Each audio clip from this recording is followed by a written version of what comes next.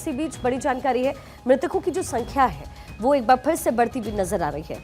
Delhi car blast में अब तक 12 लोगों की मौत की पुष्टि हुई है। ब्लास्ट में मृतकों की संख्या बढ़ गई है। सीधा अक्षय से कनेक्ट करते हैं। अक्षय, लोगों की मरने की संख्या जो है बढ़ती जा रही है, 12 लोग जो है कुल संख्या बताई जा रही है जिनकी इस पूरे हादसे में मौत हो गई है। क्या और जानकारी मिल रही है वहां से? और देखिए शिखा, जो अभी सरकारी सूत्रों की बात करें तो लगभग 12 की मौत का आंकड़ा बताया जा रहा है और उसमें से 2 बॉडी का शिनाख्त किया गया है। महिलाएं भी 2 इसमें घायल हुई थी और साफ तौर पर है कि अभी सिर्फ 2 बॉडी का शिनाख्त किया गया है क्योंकि छत विछत शव हुए हैं और उसके कारण अब ये कहा जा रहा है कि डीएनए सैंपल्स के जरिए कोशिश की जाएगी कि इन बॉडी की पहचान की जा सके जो मृतक हैं। 21 से ज़्यादा अभी तक घायल बताए जा रहे हैं और सबसे बड़ी बात यह है कि काफ़ी ऐसे हैं जो कि सीरियसली इंजर्ड हैं और साफ तौर पर है कि बर्न इंजरी उनके पास ज़्यादा है। तो संभावना ये है कि ये ट्रोल और भी बढ़ सकती है। हालांकि डॉक्टर पूरी तरह से निगरानी रखे हुए हैं, लगातार कोशिश की जा रही है कि जो घायल हैं उनको पूरी तरह से स्वास्थ्य सुविधाएं मुहैया कराई जा सके ताकि उनकी जान बचाई जा सके। लेकिन जिस तरह से दिल्ली में ब्लास्ट हुआ उसके बाद जिस तरह से अफरा तफरी का माहौल रहा है, अब सुरक्षा एजेंसियाँ लगातार न सिर्फ जो घायल हैं उनसे भी पूछताछ कर रही हैं, उनसे भी जानकारी इकट्ठा कर रही हैं, बल्कि तमाम एंगल्स खोजने की कवायद भी जारी है। साफ तौर पर है कि मॉड्यूल क्या है इसके बारे में पता लगाया जा रहा है, क्या फिर जो फरीदाबाद जो मॉड्यूल है वो है या फिर पुलवामा से जो कनेक्शन आ रहे हैं उसके बारे में भी तमाम एजेंसियां लगातार इनपुट जुटा रही हैं और लगातार बैठकों का दौर भी जारी है।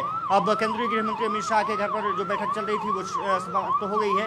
दूसरी तरफ कहा जा रहा है कि सीसीएस की बैठक कल शाम को बुलाई गई है, लगभग 5:30 बजे के आसपास बैठक हो सकती है। प्रधानमंत्री नरेंद्र मोदी ने भी एक सख्त संदेश भूटान की धरती से दिया है। लेकिन अब सबसे बड़ी बात यह है कि दोषी कौन है, क्या ये आतंकी मॉड्यूल रहा है, एक नया डेवलप करने की कोशिश की गई है, जो उम्र है उसके बारे में छानबीन की गई है, उसके परिजनों को भी उठाया गया है, उसकी मां और 2 भाइयों को गिरफ्तार किया गया है ताकि वहां से डीएनए सैंपल्स भी कलेक्ट किए जा सके।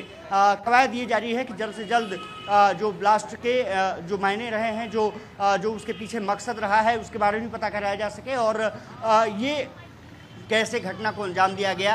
सीसीटीवी फुटेज जिस तरह से निकल के सामने आ रहे हैं, प्रथम दृष्टया जो अभी तक तस्वीरें सामने आई हैं वो डॉक्टर उमर की बताई जा रही हैं जो कि जम्मू कश्मीर में एमबीबीएस का छात्र था। अब साफ तौर पर है कि फरीदाबाद कैसे और उसके बाद ये यहाँ पर जाकर के प्रैक्टिस कर रहा था, वो कब से तैयारी कर रहा था, इन तमाम चीज़ों को लेकर के एनएसजी, एनआईए और तमाम जो एजेंसियां हैं वो एक दूसरे से तालमेल बिठा रही हैं। ये कहा जा रहा है कि जम्मू कश्मीर पुलिस से भी लगातार इनपुट लिया जा रहा है। वहाँ के डीजीपी भी जब अमित शाह की बैठक हुई थी वहाँ पर भी वो जुड़े हुए थे। तो ये कहा जा रहा है कि जी, तो देखिए मरने वालों का जो आंकड़ा है वो बढ़ता जा रहा है। कार ब्लास्ट में 12 लोगों की मौत की जानकारी मिल रही है। दिल्ली ब्लास्ट में मृतकों की संख्या एक बार फिर से बढ़ती नजर आई है।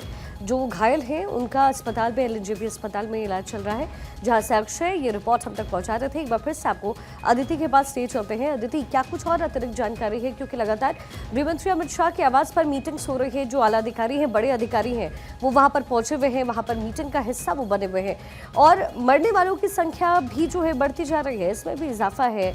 और ज़रा जो तस्वीरें हैं वो भी हमने अपने दर्शकों को दिखाया क्या स्थिति है, लेकिन ये पूर्णतया ये बात स्पष्ट हो जाती है कि सोची समझी साजिश थी।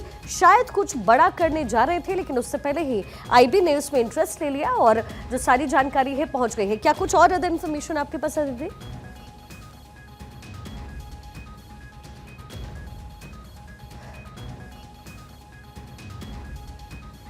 तो देखिए, दिल्ली ब्लास्ट में मृतकों की जो संख्या है वो बढ़ती जा रही है। दिल्ली ब्लास्ट में मरने वालों का आंकड़ा बढ़ता जा रहा है।